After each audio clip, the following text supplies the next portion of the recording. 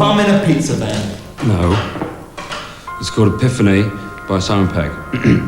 The first thing I ever saw was an image, vague and wispy, a circle rich with colours spread, and a base, quite thin and crispy. Crap. Yes, interesting. A little too few references to rancid horse piss and dead geese, but still, yes, sweet, pithy. You, mistake.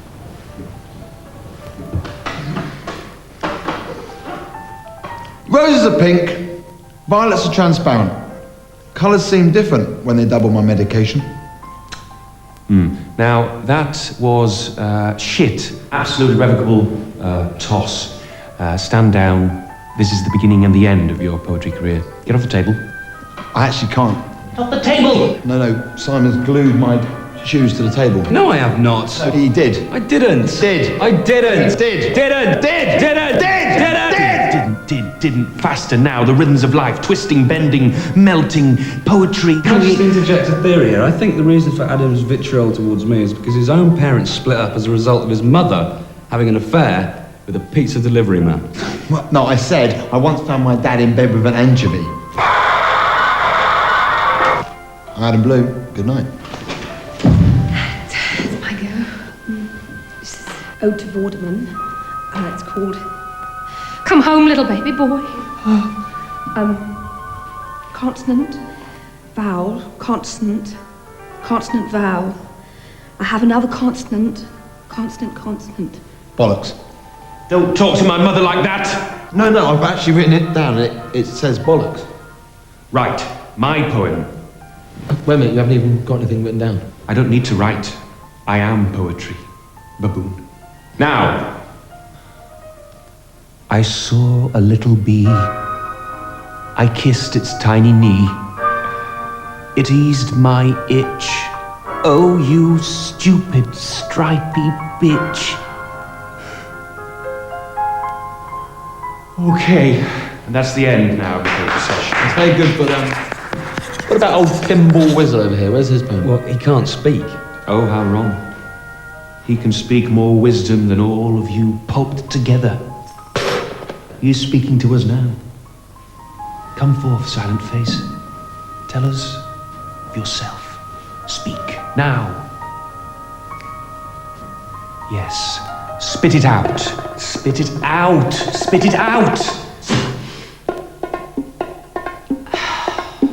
I, the first word, I, born of swarthy peasant stock, grew up foraging in forests for berries and twigs and yeast and petals, and I am bic, pentameter, stanza, panzer, tank, septic, I, leaking, weeping, I am you, I am you, you are me, we are... So it says I am mute. I am, yes, yes, I am, yes, it says that. I am mute, but in him telling us he is mute, he is denying his muteness, and there lies the genius which makes me better than you. The reason he does crap, the reason he doesn't speak is he doesn't want to admit that he's a juggler. No, it was a tragedy, a death in the family. Yeah, right, his wife had triplets and he couldn't resist. No, I know who he is. This is the flamenco singer, isn't it? And the doctor took his tongue away. This because he told me that when I was in... right, I'll sit down. He's just a juggler, or a waiter who had a fit and got lucky. What do you think he's trying to say now?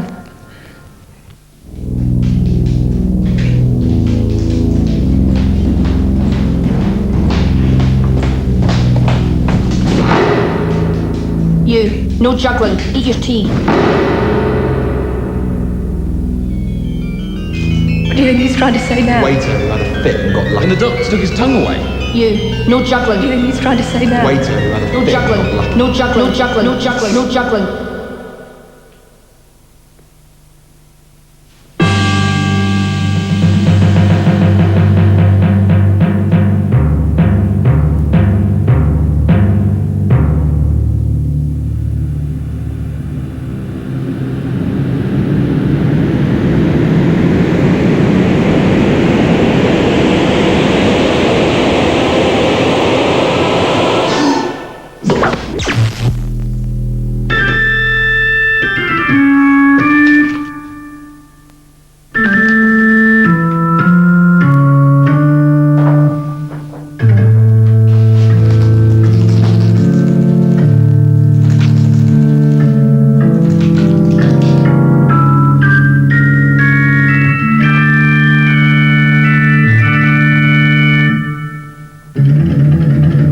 And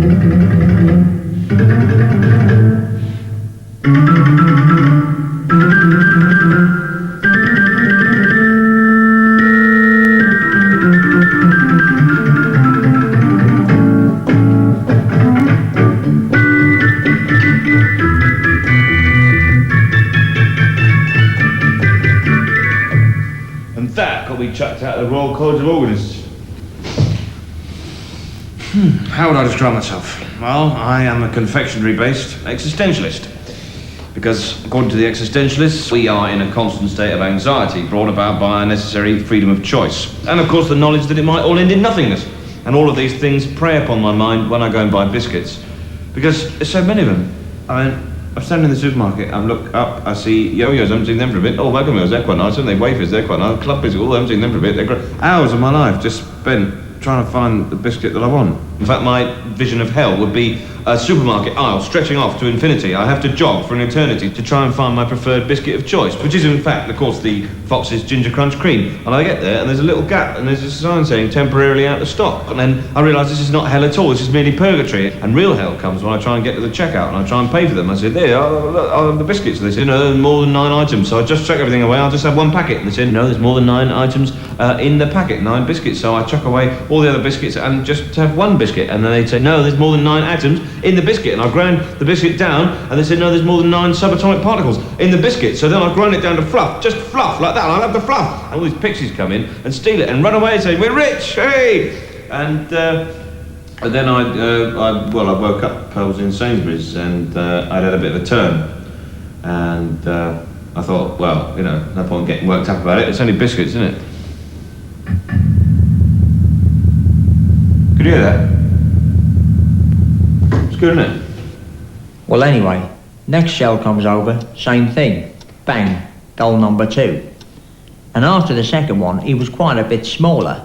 It was like the shock was compressing him, you know, and his head was very flat and quite wide, like an iron. I've said, well, that's 2 all. I put a cross on my coupon, and I said, I've got to get this to headquarters. Can you hold them off? He said, yeah, I'll cover you. He said, I'm going for my hat-trick.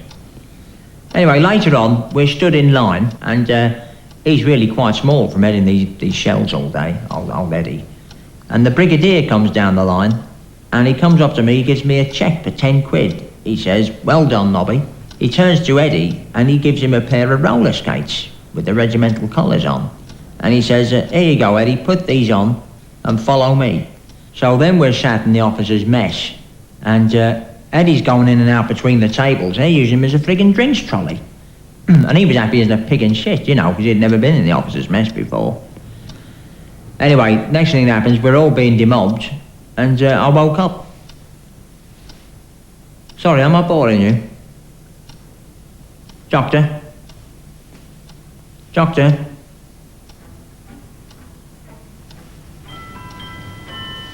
Do you remember when you used to wear your little red wellies? Do you remember? Let's stop now, please, Malthus. Mummy. Stop it. Now, can I explain something to you? Firstly, I never wore little red wellies. As a child, I wore culottes and jewelled calf leather boots. Secondly, you are not my mother. You deluded little woman. Why do you say that, Vicky? You know it upsets me. My mother is dead. She died in an almshouse in Chiswick. She was a syphilitic whore who exploded in a bowl of pus. She's dead, she's gone, finished.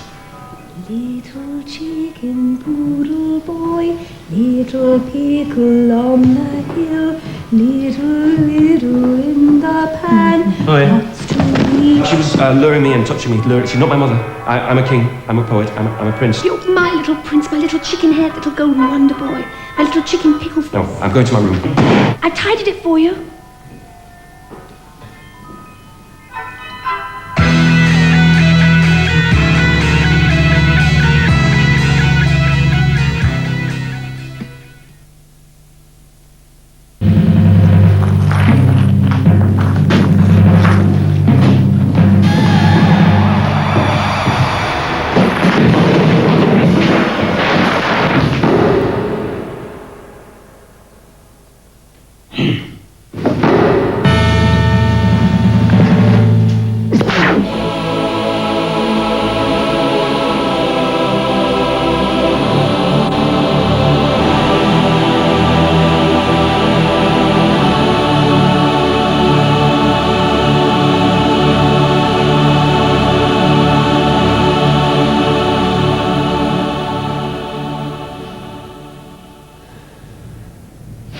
not mad, really. I think the maddest thing I've ever done is ride my moped on the pavement. Actually, I set fire to a cow once, but that wasn't just me, you know. It was me, Ian Phipps, and Peter Beardsley. Not the Peter Beardsley, obviously. I doubt he'd ever set fire to livestock. The thing is, it's very boring growing up in the country, you know. I mean, people are bound to end up venting their frustration on cattle. You know, some people chase them, some people push them over when they're asleep, some people cover them in petrol and then dance around naked in the smell of hideous, dirty, burning beef. You know? The fact is, it wasn't just me, it was a group decision, you know. I don't see Ian and Peter anymore. Peter works in a bank. Ian killed his dad with an electric guitar. We used to have this joke about it. Why can't Ian Phipps play guitar? Because he bashed his dad's brains out with it and bent the fretboard. There's a better one about an axe, but I can't remember that.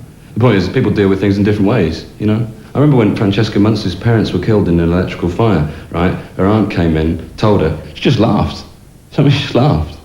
I felt so sorry for her, I don't know how she got through it. You know, it was only luck, I suppose, that she inherited that vast fortune. Anyway, the point is, I'm not mad. You know, I'm the same as the next man. Which, actually, you can't say that in here, because the guy next to me thinks he's Karl Marx and regularly dines in his own fecal matter. The point is, I am not mad. I'm just a pizza boy. You know? Actually, I'm not just a pizza delivery boy. Right? I've got an A-level in social psychology. I think that distinguishes me from the people I work with. You know, they just deliver pizzas. I deliver pizzas with a specific knowledge of the demographic to which I deliver and why that particular slice of society tend towards that kind of vended food. You know, I mean, there's sort of obvious fluctuations and exceptions, but it tends to be the upper working and lower middle classes which inhabit the domain of the moped pizza. You know, mind you, whether they piss in the bog or the bath, they're all just as hungry and impatient. I think it's got something to do with the end of the millennium. You know, everything's sort of speeding up. Scary. You know, 10 years ago, you could walk into a burger bar and marvel at the fact that your food only took 5 minutes. Nowadays, you have to wait longer than 2 minutes for a cheeseburger. People get pissed off. Same with pizzas, you know. It's like, hello, yeah, I ordered 6 pieces of some cheesy garlic bread 7 minutes ago. Where the hell is it? You know? And, oh, yeah, can you hurry up, please, number 4? Can you risk your life by taking another precarious shortcut? My life's just one big delivery. I'm lost amid the streets of consumer intolerance, shortcutting through the gardens of my own potential into a never-ending one-way system echoing with complaint. And all the time, there's a thin-crusted family-sized clock ticking through its 12 slices, and if I arrive just one segment too late, it's a pound off and another dirty look from the boss. I'm hungry now. Like a really good pizza. I think my favourite pizza would have to be beef.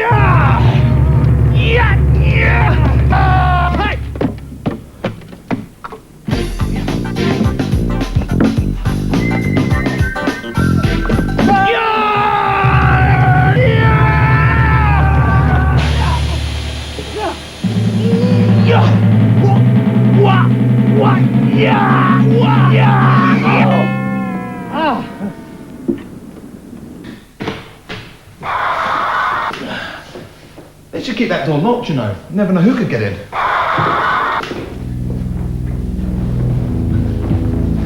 Oi, stick of the dump. Silent face. Here's a joke for you. Knock, knock. Oi, I said knock, knock, because you can't speak. He's not here. Sure, that was a great gag. Hang on, he's not here! Escape! Escape! Escape! Escape!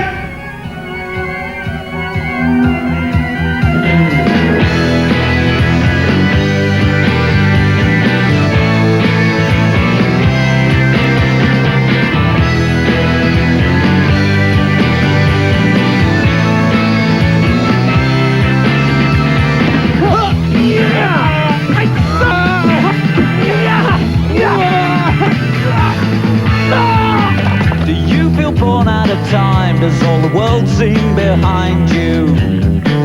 You must be ginger. And when you walk down the street, do people tread on your heels and wag a finger? Have you got plans in your head? You wish they'd all go drop dead because they don't understand. They think you're from another land. Ginger, it's not the same for you.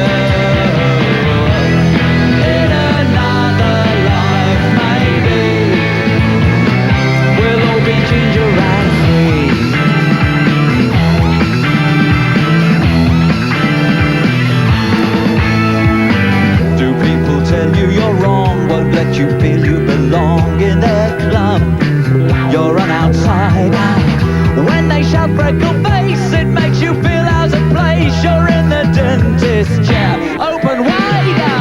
Have you got plans in your head? You wish they'd all go drop dead because they don't understand. They think you're from another land. Ginger, it's not the same for you.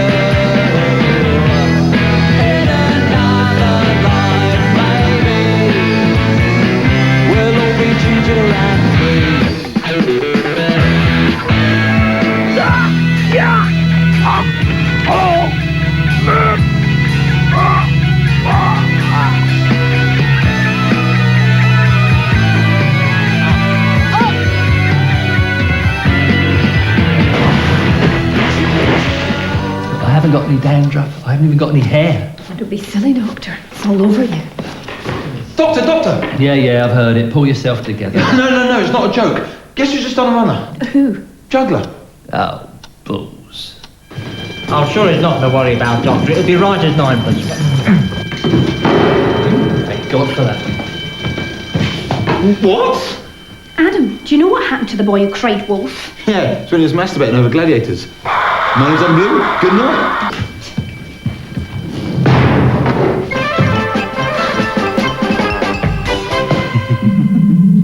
This shall be my my most inspiring piece of work to date. I shall call it Human Pie.